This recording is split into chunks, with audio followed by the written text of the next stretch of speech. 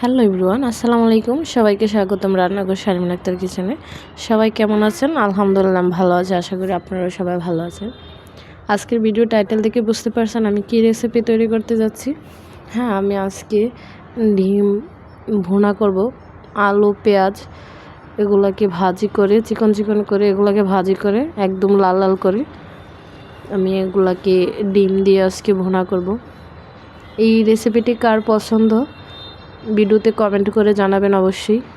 আমার তো খুবই ফেভারিট এই রেসিপিটা। আমার এবং আমার ছেলে মেয়ে সবারই রেসিপিটা খুবই পছন্দ। আমি আগে ডিমগুলোকে সিদ্ধ করে ফালি করে নিয়েছি। এগুলাকে আমি একটা কড়াইয়ের মধ্যে তেল দিয়ে হলুদ আর লবণ দিয়ে ভাজি করে নিয়েছি।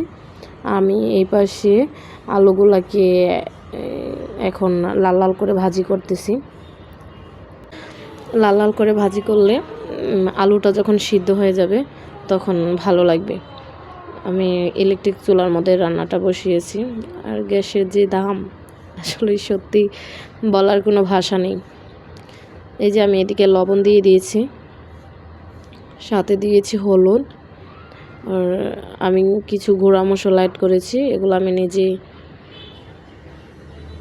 ব্লেন্ড করেছি। এগুলো আমি নিজে মশলাগুলোকে করে এগুলোকে বাজার থেকে করে এনেছি গুঁড়া। আমি একসাথে 22 রকমের মশলা দিয়েছি। 22 রকমের মশলা দিয়ে একসাথে আমি গুঁড়া করে এনেছি দোকান থেকে। যখন আপনার এগুলা ভাজি হয়ে যাবে লাল লাল করে, তারপরে জলটা দিতে হবে। আগে জল দিলে একটু আলুটা সাদা সাদা হয়ে যাবে, একটু ফ্যাকাশে ফ্যাকাশে দেখা যাবে। আমি আরেকটু তেল দিয়ে দিচ্ছি। আসলে বাসা চেঞ্জ করেছি তো, তাই মানে এখন আর পারি না ভিডিও ছাড়তে বা দিতে, একটু কষ্ট হয়। বাসা গোছানো হয়ে গেলে আমি পরে ভিডিও দেবো আস্তে আস্তে, আপনারা দেখবেন। আমি সব সময় একটা জিনিস, আমি জানি না সবাই ফলো করেন কিনা, আমার রান্নার প্রায় শেষ পর্যায়ে আমি মরিচের গুঁড়াটা দিই। কারণ আগে দিলে মরিচের গুঁড়াটা পুড়ে যায়, তখন তরকারির কালারটা ভালো আসে না। যখন একদম ঝোল দেওয়ার একটু আগ মুহূর্তে মরিচের গুঁড়াটা দিবেন, দেখবেন তরকারির উপরটা একদম লাল লাল হইয়া ভাইসা আছে। মরিচের গুঁড়াটা একদম দেখেন কি একদম ঝোস একটা কালার আসছে।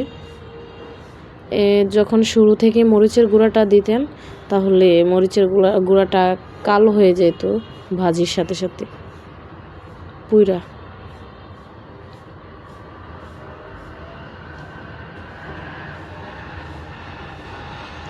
এখন আমি এগুলোর সাথে জল অ্যাড করে দিচ্ছি।